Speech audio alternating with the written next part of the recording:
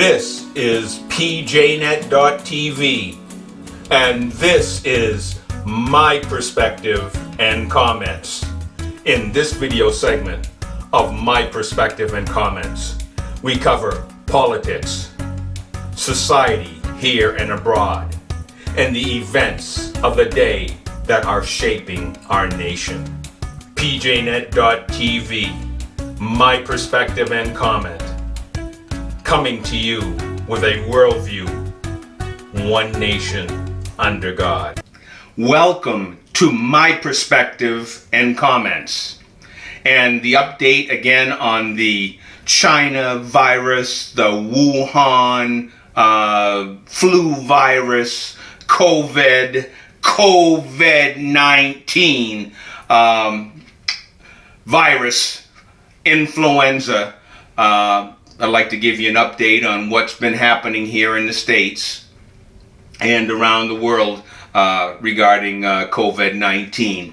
What we have right now is the vaccines are going out to people, and Biden is telling us here this past week, I believe, 1 million more doses have been bought to get more doses out there to the public in our nation, and that he's still on a timeline that by the end of May we should have the population that wants to be vaccinated. They will reach that milestone. So it's wait and see on that. What I'd like to talk about, though, is what has been in life news regarding one of the vaccine companies, and that's the latest that came on board here, Johnson & Johnson. And Life News was over the last 2 or 3 weeks, they have been reporting that the vaccine, how it was developed and brought forth to the public, they were using aborted babies, the tissues from aborted babies to generate the Johnson & Johnson vaccine. So obviously you're not hearing that. That's not widely been broadcast, but Life News did bring that to the forefront about 2 to 3 weeks ago. What we're seeing that in Denmark, Norway, and Iceland, they have suspended the AstraZeneca their vaccine, and that's a UK Oxford, I believe, put that together. And what the reason they've put it in suspension right now, where they're not nationwide. Those 3 countries are not going to be inoculating anyone from now on.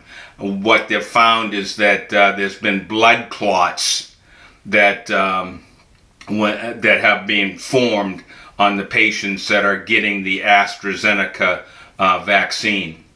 So it's a situation where they haven't totally opted out to AstraZeneca. It's on hold right now until they can really do some in-depth research and find out what is going on there with that AstraZeneca vaccine. More states right now, when it comes to what's been going on with COVID, that the mask restrictions, there are more states that are actually stepping forth, and these governors are taking a little bit of the boot pressure off their residents, and they're no longer making the mask a state mandate. Now there are certain businesses and certain establishments that have their own rules regarding that. But as far as the state goes, they're lifting those mask mandates.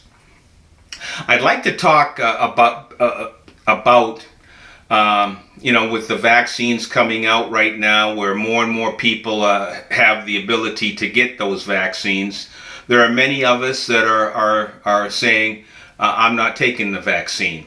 I'm one of them. What I would recommend, and what I've been listening to people that are in the know and have brought their physicians in that have talked about therapeutics. But before we get into some of the specifics with therapeutics, some general knowledge when it comes to fighting infection and being able to push back against COVID or any influenza.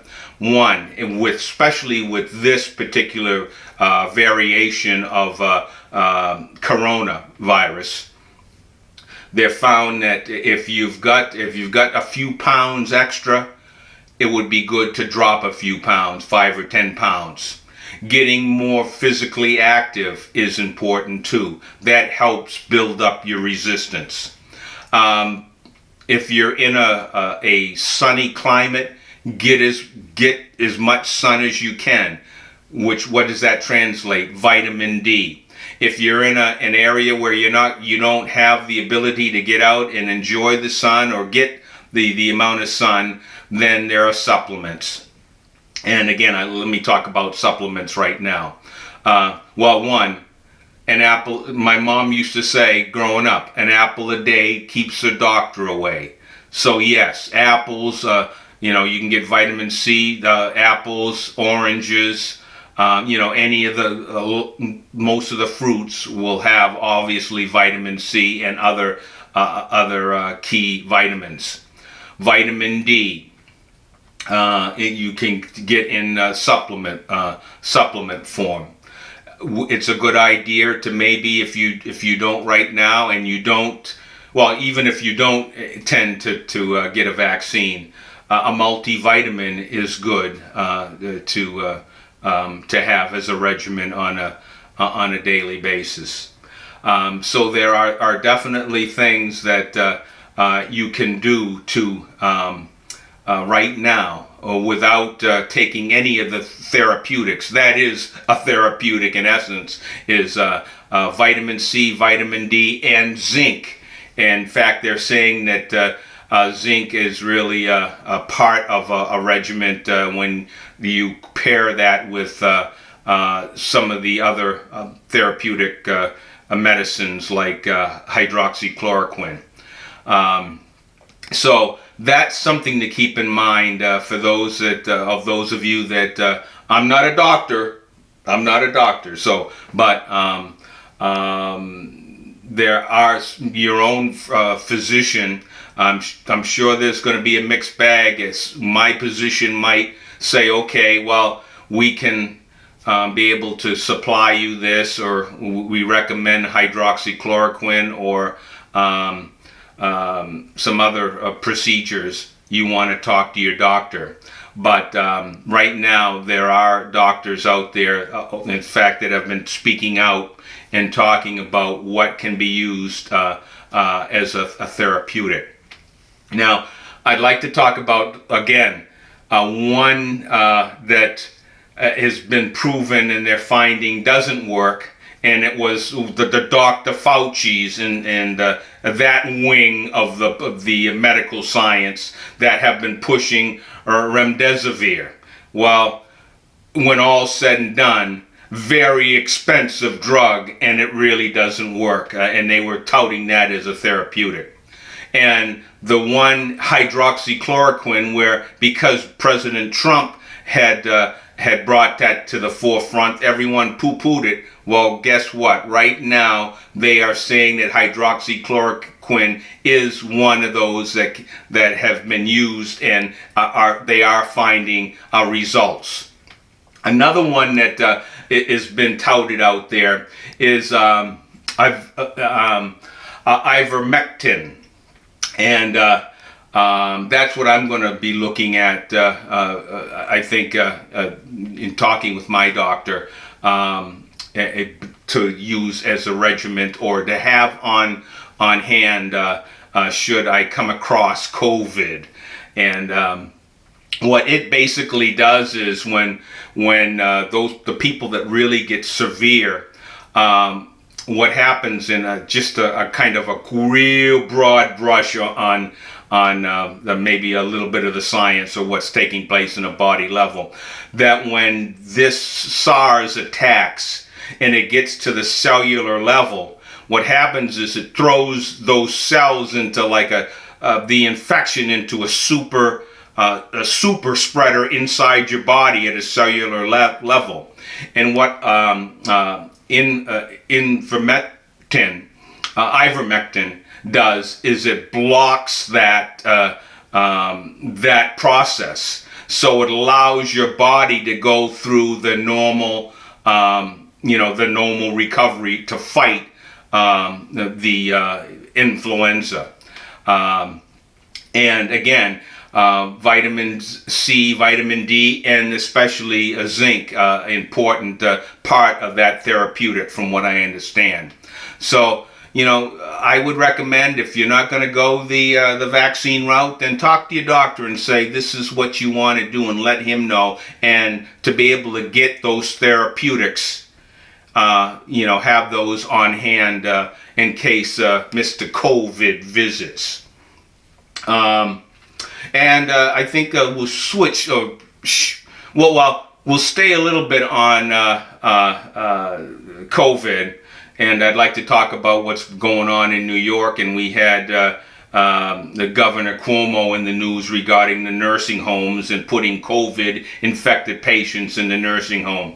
Well, the spotlight has been on him for the last 3 weeks, I believe, 3 weeks going on a month, where they're talking about COVID and nursing home deaths that took place under his watch and his direction. But now we're seeing the sexual harassment coming up, and now yet another woman has come forth with allegations against this governor. And what have we been hearing over the last 2 or 3? In fact, I spoke on this last week, and I believe the week before. But I mean, you had hugging, and you had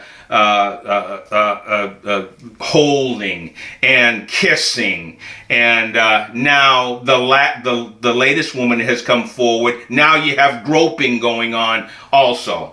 So right now the pressure is at a fever pitch with amongst his own party, the Democrats. There's about 60 Democrats right now that are calling for his impeachment. And Carl Hasties, who's the speaker there in the legislature, he is also calling for the governor to step down. And Governor Cuomo he's rejected that idea. So he's basically saying, you're going to have to impeach me. Well, it sure looks like that's exactly where the legislature's going, and they're moving to have a meeting to start that proceeding. Now, what would happen if that takes place is that Kathy Hochul, who is the lieutenant governor, she would step in as the acting governor through that process. So we could see here in a matter of a couple of 3 weeks, Kathy Hochul would be an acting governor. And it sure looks like last week, the week before, you kind of said, well, flip a coin that impeachment could happen. But the goalpost has really been moved, and with this last allegation, I mean, now we're moving into definitely a criminal area. So the Democrats right now are basically, it looks like they're ready to cut ties with Andrew Cuomo. So there'll be more of that to come, or more.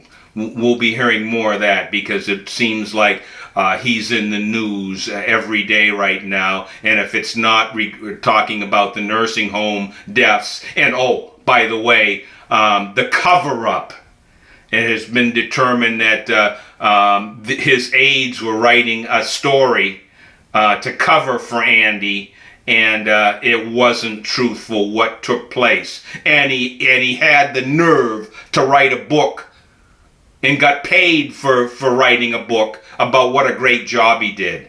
So a lot of heat coming down on Andy Cuomo, and my personal opinion is I don't think he's going to be able to skate by and recover from this. I think that he will, if he doesn't step down, he will be impeached.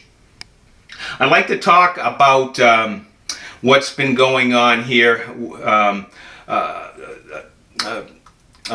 Doug Carter has brought this to our attention over these last months, and talking about the what we're seeing in the push that's happening globally right now, the reset, the Great Reset, and that's affecting nations. It's affecting how we buy and sell, and if you don't toe the line as far as the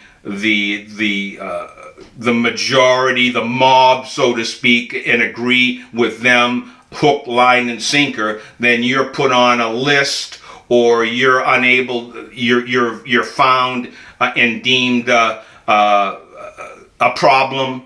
And now they're even talking about these social scores. If you don't measure up to get a certain social score, then you might have problems getting a loan. And they're even talking about this really being brought to bear to businesses. If the businesses don't have a Green Deal initiative as part of their business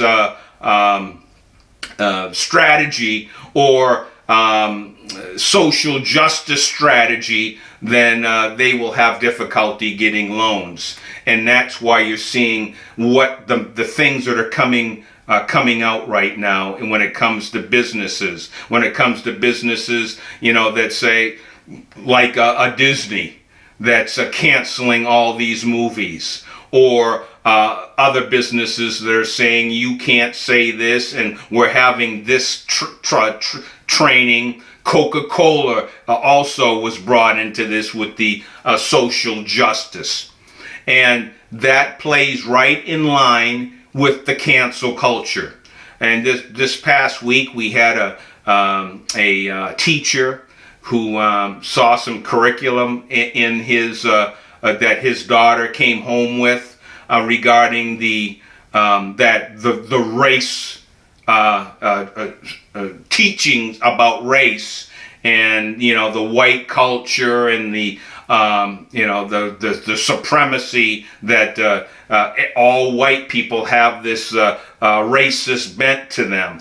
Well, and this crap is being taught more and more in our schools. Well, a teacher came and questioned what was going on here, teaching his child this. And just for asking questions and saying, wait a minute, this doesn't fit with, what we've been teaching for decades, they ended up firing him, giving him the boot, just for that. Well, right now, I'll be getting more specifics, because right now he's suing, and I will keep abreast of actually what happens, and maybe give you an update and more specifics on this particular incident. But it's happening all over, in our schools, in our businesses. We see it, obviously we've been seeing it in Hollywood, and we're seeing the cancel culture just running amok. And I think we're at a point where we the people are going to have to stand up and push back on this, especially when it comes to, and I've talked about this before, and we will be talking more in depth on what we may be able to do to get involved, especially when it comes to our teaching and training of our kids. Then we send our kids to these public schools, and what's happening. And we really need to get godly people and people with principles to run for school board and get involved and hold our school system, our public school systems in general, more accountable, and to really keep watch on what's taking place there in our schools. And that's not even to mention I'm not even mentioning what's taking place, what we've been seeing at Amazon, but it's also taking place in our schools where books are being removed. A lot of books are being removed, and then there's books being added with changes of history. So we're seeing our kids are being taught a revisionist education, and that's what's been taking place. A revisionist education, and really changing what the founding of our nation has been and is being promoted as evil. And our nation was built on racism. And that's been the push that we've been seeing over these last 4 years. And now it's come to a crest that we're seeing it all over and in many of our school systems in our nation. So again, we need to raise up and people to get involved in our school system and to stop this book burning that's been taking place, and to get back to our history and civics and being good citizens. And if you look at what's been taking place in our society today, it's people are running wild, and we see our politicians locking up people for standing and demonstrating, the majority peaceful, and we're seeing the jails being, the doors of the jails being opened up and letting criminals back out in the streets. And I'm not even talking about what we've been seeing in the southern border right now. And folks, you hear the Democrats poo-pooing that there's a crisis on the border. There's a crisis on the border. And we're hearing more and more stories in Texas and Arizona of these high-speed chases where the illegal aliens are in vehicles and they're nothing to hold them back. The first thing they see someone, a police officer, they're gone. And that's what we're seeing and hearing about more and more in our border states. And what we're seeing is trafficking, human trafficking, drugs, and the latest is that they're saying, like in Texas, 25% of the illegal aliens that they're arresting are COVID positive. But yet and still, we got to stay masked up, and we can't go anywhere until you get a shot. But it's a whole different scenario for an illegal alien breaking the law and entering our country. And that's the upside nature of what's been taking place. The laws for illegal aliens are different from the residents of that have lived here for generations. A two-tier justice. And now the bad guys and the criminals and the illegal aliens have more rights than the citizens of the United States. And that's the reality that we're seeing taking place in our border states, but we're also seeing that two-tier justice system. We have Black Lives Matter, Antifa, that are still rioting in Seattle and Portland, and no arrests being made, nobody put in jail, and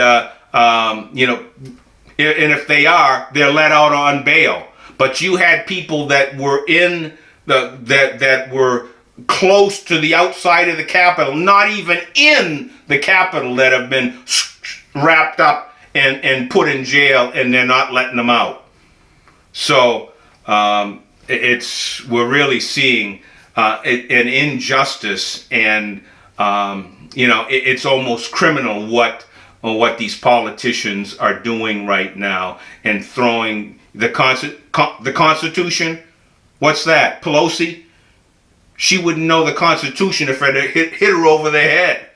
But that's what we're seeing. I believe, though, in 2022 there will be a sea change, but a lot of damage is taking place right now, and we're seeing this Democrat giveaway program that just passed and has gone to President Biden asterisk President Biden to sign. I call it a Democrat giveaway. They call it a COVID relief package. Gimmies and giveaways to states that have used their state taxes and run their states in the ground, and now they've got the handout, like Andy Cuomo, Gavin Newsom, and many of these other Democrat states that have their handout for money. And the Democrats voted to bail these states out because of their mismanagement in these states. And it's not fair to the states that have been fiscally responsible and have done right for their residents. They have to foot the bill for these negligent states like California and New York. But that's what's been taking place, and I think I'm hoping that the people wake up here and say we can't keep voting for these Democrat politicians that are bankrupting our nation. The bill's gonna come soon, folks, one of these days soon. And China is gonna say, pay up, or we'll take some more of your property and businesses. So that's where we're at right now, folks. And I say we need to continue to pray for our nation, and that God does a stirring in us, that we will speak out and speak up in love regarding what's going on, and again to keep coming before the Lord and ask Him to forgive us, forgive our nation, and to speak up in love regarding what's been going on here as a nation. A lot has been taking place, and a lot's going to be going on here. I'm hearing that the Democrats are also the Second Amendment. Some bills and legislation they're planning on bringing forth regarding the Second Amendment. So a lot has been going on, and I'd like to also talk about President Biden and what we've been seeing or what we haven't been seeing.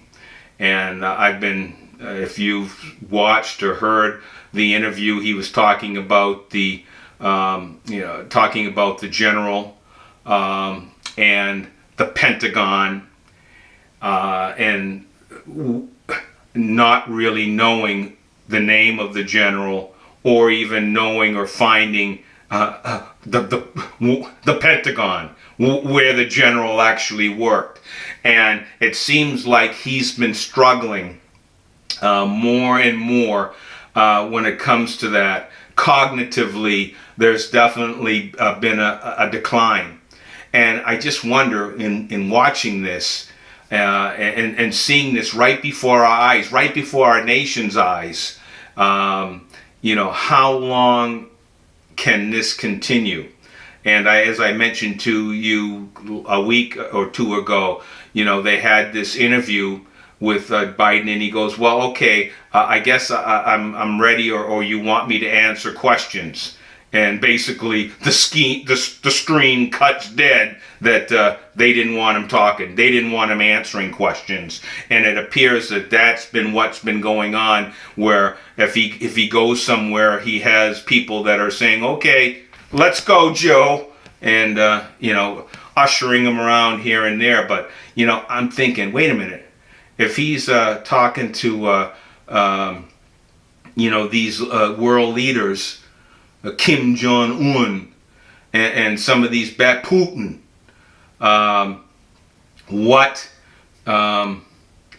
Xi Jinping, China, what are we going to get ourselves into when you have someone that cognitively is really failing? And we're seeing it more and more as every day, every week goes by. There seems to be an issue with Joe, and does he really have a handle on things, and does he even know where he is on some occasions? So keep our nation in prayer. It's kind of sad to see. We're actually seeing this president failing right before our eyes, and it's at a point now where we have the media and the press seem to be covering for him, but it's getting harder and harder to cover. And the other concerning thing is, well, what's next? President Harris.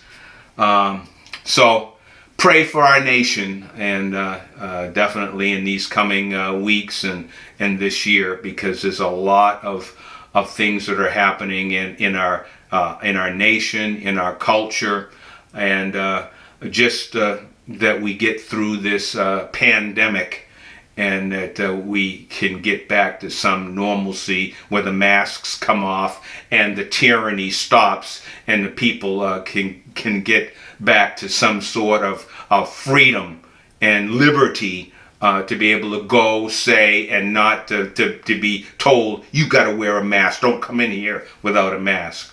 So more things to keep our eyes on here in the coming weeks, and we will bring that to you.